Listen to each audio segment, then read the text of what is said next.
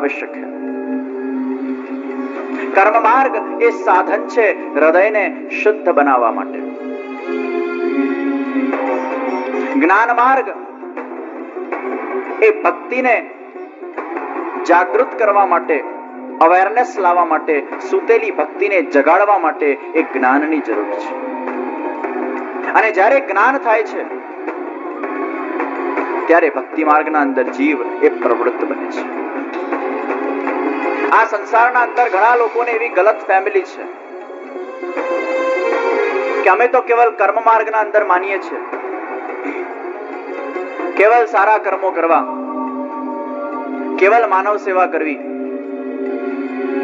અને માનવ સેવાના અંદર જ પ્રભુ સેવાનું દર્શન કરવું.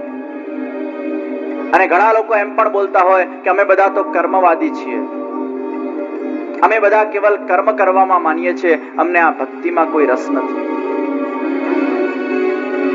અમારા કર્મના અંદર જ ભગવાનની સેવા આવી જાય છે, અમારી માનવતાના અંદર જ પ્રભુ સેવા આવી જાય છે. સારા કર્મો કરવા, સારા માણસ બનવું, એકબીજાને મદદ કરવી, એકબીજાને હેલ્પ કરવી, એકબીજાના જીવનના દુઃખના અંદર સંમિલિત બનવું, એકબીજા સાથે સારો વ્યવહાર રાખવો, આ માનવતા જ એ સૌથી મોટો ધર્મ છે. और मानव धर्म से ऊपर उठकर और कोई धर्म नहीं. અને આજના મોટા ભાગના યુવાનો અને આજનો જે બુદ્ધિશાળી વર્ગ છે એ ચોક્કસ આ સત્યના અંદર વિશ્વાસ કરે છે. જે સત્ય કેવલ એમને પોતાની બુદ્ધિથી જાણેલું સત્ય છે, જે સત્ય કદાચ સનાતન નથી પણ એમના અનુભવ ઉપર જાણેલું જે સત્ય છે એના આધાર ઉપર એવું માને છે કે માનવ સેવા એ જ પ્રભુ સેવા છે. એક વસ્તુ યાદ રાખજો કે મનુષ્ય એ પોતાના બુદ્ધિના માધ્યમથી, પોતાના અનુભવના માધ્યમથી પોતાના જાતને એવું કહેતો હોય છે કે આ સત્ય છે. ઘણીવાર આપણા જાણેલા સત્યના અંદર એ સનાતન તત્વ હોતું નથી. આપણા જાણેલા સત્યના અંદર કદાચ એક્યુરસી નથી હોતી અને ખોટી વસ્તુને ઘણીવાર આપણે સત્ય માની બેસીએ છીએ. સત્ય શું છે? આ જીવનનું એક જ સત્ય છે અને સત્ય એ કેવલ પરમાત્મા છે. સત્ય એટલે શું? જે આજે પણ છે, જે પહેલા પણ હતું અને જે પછી પણ રહેવાનું છે એ સત્ય છે. પરમાત્મા એ અનાદિકાળ પહેલા પણ છે. પરમાત્માનું કોઈએ સર્જન નથી કર્યું, પરમાત્માએ આ વિશ્વનું સર્જન કર્યું છે. જો પહેલે से है, जो आज भी है, जो सदा रहेगा वो सत्य है. અને એ સત્યનો સંગ એ સત્સંગ. એ સત્યને જાણવા માટે સદગ્રંથનું સંગ એ સત્સંગ. એ સદગ્રંથ કોણાથી જણાય? શ્રી વલ્લભાચાર્યજી જેવા સદગુરુનો સંગ એ સત્સંગ. અને सद्भगवदियों संग सत्संग. जीवन का एकमात्र सत्य है वो परमात्मा, और वो परमात्मा के शरणागत होना ये जीव का कर्तव्य है. પણ માણસ ઘણીવાર એવું માની લે છે કે અમે આ કર્મ માર્ગમાં છીએ ને, માનવ સેવા કરીએ છીએ ને, એમાં પ્રભુ સેવા આવી ગઈ એટલે અમારે પછી ફરી પ્રભુની વર્શિપ કરવાની જરૂર નથી, સેવા કરવાની જરૂર નથી, અમે કર્મવાદી છીએ. આવું કહેનારા ઘણા લોકો આ વિશ્વમાં છે. કર્મ માર્ગ ચોક્કસ આવશ્યક છે. માનવતા એ સ્વતંત્ર ધર્મ નથી. જે વ્યક્તિ માનવતાને એક સ્વતંત્ર ધર્મ રૂપે ગણે છે ત્યાં જ ભૂલ કરે છે. માનવતા એ સ્વતંત્ર ધર્મ નથી, પણ માનવતા એક દરેક ધર્મનો પાયો છે. માનવ સેવા કરવી એ જીવનું કર્તવ્ય છે, અને જ્યાં કર્તવ્ય છે એ સહજ રૂપે થવું જોઈએ. એ તો આપણું ડ્યુટી છે. ડ્યુટી કરવું એ આપણું કર્તવ્ય છે. કોઈ માતા પિતા એમ કે ભગવાનને, હે ભગવાન, મેં મારા પુત્રની બહુ કાળજીથી, બહુ વ્યવસ્થિત રૂપે, બહુ સારી રીતે મેં પરવરિશ કરી છે, તું મને પુણ્ય આપ. ત્યારે ભગવાન કહેશે, અરે પુત્રની પરવરિશ કરવું તો પ્રત્યેક માતા પિતાનું કર્તવ્ય છે, પણ હા, તું પુત્રની પરવરિશ જો બરાબર નહીં કરે તો પાપ જરૂર લાગશે. જો હમારા કર્તવ્ય હૈ, માનવતા એ પ્રત્યેક જીવનું કર્તવ્ય છે. કર્મ માર્ગ એ પ્રત્યેક જીવનું કર્તવ્ય છે કે સારા કર્મો કરવા જોઈએ, સારી ભાવના રાખવી જોઈએ, સારી વાણી બોલવી જોઈએ, સારો વ્યવહાર રાખવો જોઈએ, એકબીજાને મદદરૂપ થવું જોઈએ. આ તો આપણું કર્તવ્ય છે. मानव सेवा वो प्रत्येक धर्म का पाया है, और जिस धर्म में मानवता नहीं वो धर्म धर्म नहीं. ये स्वतंत्र धर्म क्यांથી થઈ ગયો? સૌથી પહેલી સીડી જે માનવતા છે. કોઈ કંપનીના અંદર તમારે ઇન્ટરવ્યુ લેવાનું હોય અને ઇન્ટરવ્યુ લીધા પછી એ કંપનીના અંદર સિલેક્શન થાય, પણ સિલેક્શન થયા પછી તમારે કંપનીના રૂલ્સ ને રેગ્યુલેશન ને ફોલો કરવાના છે. તો કંપનીમાં ઇલેક્ટ થતા પહેલા જે ઇન્ટરવ્યુ છે ને, એ ઇન્ટરવ્યુમાં પાસ થવાનું છે, એ કર્મ માર્ગ છે. जब तक इंसान वो अच्छा इंसान नहीं बन सकता, वहां तक वो परमात्मा का वो अच्छा भक्त नहीं बन सकता. भक्ति मार्ग में આગળ વધવા માટે સૌથી પહેલા એક સારા માનવ બનવાની આવશ્યકતા છે, એક સારા ઇન્સાન બનવાની આવશ્યકતા છે. એ તો પ્રથમ સીડી છે. માનવ સેવાના સાથે સાથે પ્રભુ સેવા, કે પ્રભુ સેવાના સાથે સાથે માનવ સેવા. આપણા હૃદયના અંદર એ શુદ્ધતા હોવી જોઈએ. માનવ જ્યાં સુધી માનવને પ્રેમ કરી શકતો નથી, ત્યાં સુધી માનવ એ ભગવાનને પ્રેમ કરી શકવાનો નથી. માનવ માત્ર માટે આદર, માનવ માત્ર માટે સદભાવ, માનવ માત્ર માટે પ્રેમ. જ્યારે બધાને આપણે એ મીઠાસની નજરોથી જોઈશું ને, ત્યારે બધાના અંદર એ મીઠાસનું દર્શન થશે.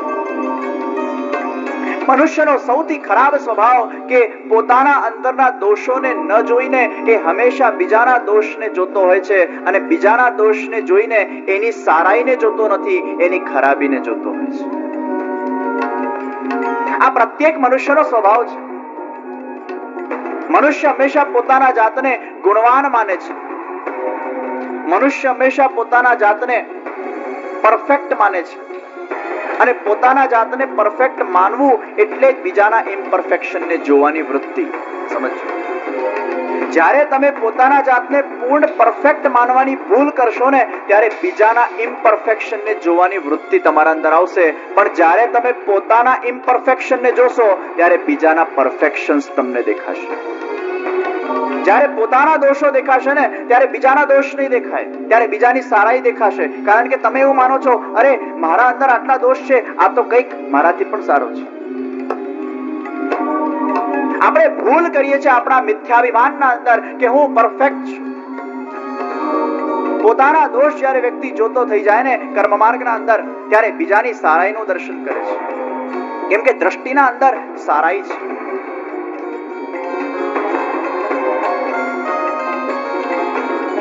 પોતાના જાતને સુધારવાનું લક્ષ્ય રાખીએ. कर्म मार्ग નું पहलू सिद्धांत, पहले अपने आप को सुधारो, फिर दूसरे को सुधारने का लक्ष्य रखो. માણસ પોતાના જાતને સુધરેલો જ માને છે, એટલે પછી સુધારવાનો પ્રશ્ન આવતો જ નથી. નુક્સ કાઢે. આંબાના ઝાડ ઉપર ઘણા બધા પક્ષીઓ બેઠા હોય, અને આ આંબાના ઝાડ ઉપર ગીધ બેઠો હોય, કાગડો બેઠો હોય, કોયલ બેઠી હોય, પોપટ બેઠો હોય, શુક. આંબાના ઝાડ પર બેસીને આ દરેક પક્ષીઓની નજર અલગ અલગ જગ્યાએ જાય છે. કાગડાની નજર દૂર દૂર સુધી જાય છે. ક્યાંક વિષ્ટા પડી છે, ક્યાંક ખરાબી પડી છે, ક્યાંક ગંદકી પડી છે, ત્યાં જઈને મોઢું નાખે. કારણ કે એની નજરોના અંદર ગંદકી જ છે, અને જ્યાં નજરોમાં ગંદકી આવશે એ ગંદકીમાં જ મોઢું નાખશે. કબૂતર દાણો ખાય, કાકરો કાઢે, દાણો ખાય, કાકરો કાઢે. વલ્ચર ગીધ એ દૂર દૂર સુધી જોયે છે કોઈ જગ્યાએ ડેડ બોડી પડી છે, એને જઈને ખોલી નાખે.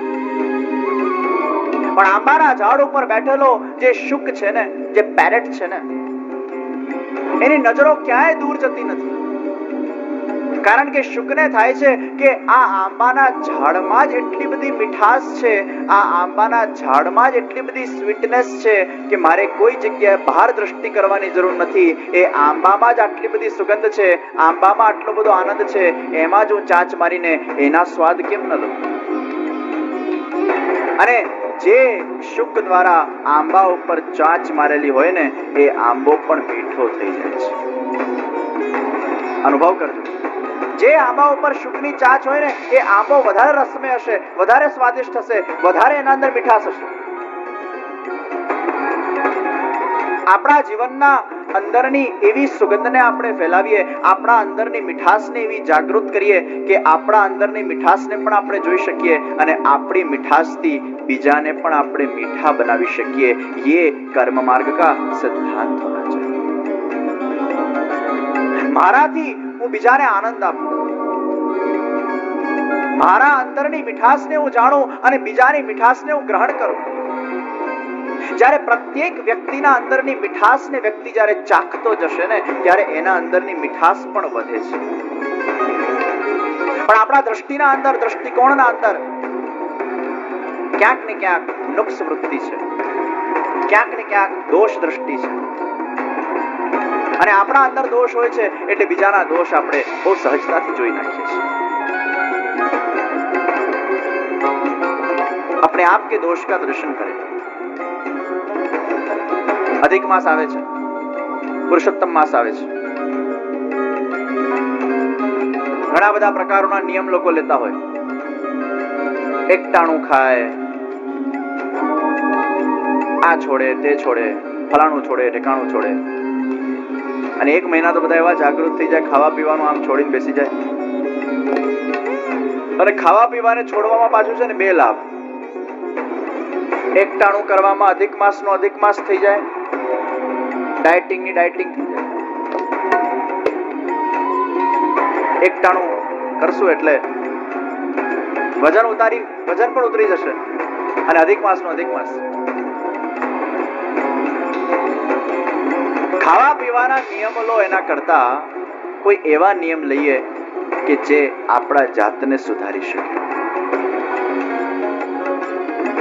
અધિક માસ આવે ને તે પહેલા એક પેપર પેન લો અને પેપર પેન લઈને અધિક માસના પૂર્વે 15 દિવસ પહેલા એક અભિયાન પર ચડો. અને આ અભિયાન શેનું છે ખબર છે? દુનિયાભરમાં તમે અભિયાનો જોયા હશે. સમાજ સુધાર અભિયાન, આ સુધાર અભિયાન, પેલું સુધાર અભિયાન, જાગૃતિ અભિયાન, આ અભિયાન, તે અભિયાન. પણ તમારે 15 દિવસ પહેલા એક સરસ અભિયાન પર જવાનું છે અને એ અભિયાન છે પોતાના દોષને જોવાનું અભિયાન. પોતાના દોષને જોવાનું અભિયાન. દુનિયાના જેટલા પણ અભિયાનો હોય છે એ બીજા માટે હોય છે, પણ માણસ પોતાના માટે કોઈ અભિયાન કરતો જ નથી, કેમ કે અજ્ઞાન છે. 15 દિવસ પહેલા છે ને તમારા સગાવાળાઓને, તમારા મિત્રોને, મનુષ્ય પોતે કેવો લાગે છે એ તો 10 જણાને પૂછશે, પણ પોતામાં શું ખામી છે એ એકને નહીં પૂછે. 10 જણા આપણા વખાણ કરે એ તો આપણને બહુ ગમે, પણ 10 જણા ટોકે એ ગમતું નથી. આ પોતાને સુધારવાના અભિયાન પર તમે આ પુરુષોત્તમ માસ પહેલા જજો અને એ અભિયાનના અંદર તમારે તમારા મિત્રોને, તમારા સગાવાળાઓને જરાય શરમ રાખ્યા વગર, જરાય અહંકાર રાખ્યા વગર તમે ફોન કરીને પ્રત્યેકને પૂછો કે તારા અનુસાર મારા અંદર શું ખરાબી છે. આ અભિયાન કોઈ કર્યું છે આજ દિન સુધી? પોતાના દોષને જોવાનો અભિયાન આ વિશ્વના અંદર કોઈ કાઢ્યો નહીં હોય, પણ આપણે આ વખતે એક નવી પહેલ કરીએ અને તો શ્રીનાથ ચરિતામૃતની કથા કદાચ સફળ થઈ જશે જો આ પોતાના દોષ અભિયાન જો લોકોએ ચાલુ કરી નાખ્યો. स्वदोष दृष्टि अभियान, क्या उसका नाम होगा? स्वदोष दृष्टि अभियान. પણ નિયમ લો તો પાકા લેજો. અને 15 દિવસ તમે પૂછો, અધિક માસના અંદર આપણા અંદર અધિકથી અધિક સુધારા થાય એ લક્ષ્ય રાખો. અધિક માસના અંદર એ પુરુષોત્તમના નજીક જઈ શકીએ, પણ આપણા અંદરના વિકારોને દૂર કરી શકીએ એ લક્ષ્ય રાખો. લખો, પેન કાગળ લઈ અને નામ લખો. ફલાણા ફલાણા વ્યક્તિના અનુસાર મારા અંદર આ દોષ, ફલાણા ફલાણા વ્યક્તિ અનુસાર મારા અંદર આ દોષ.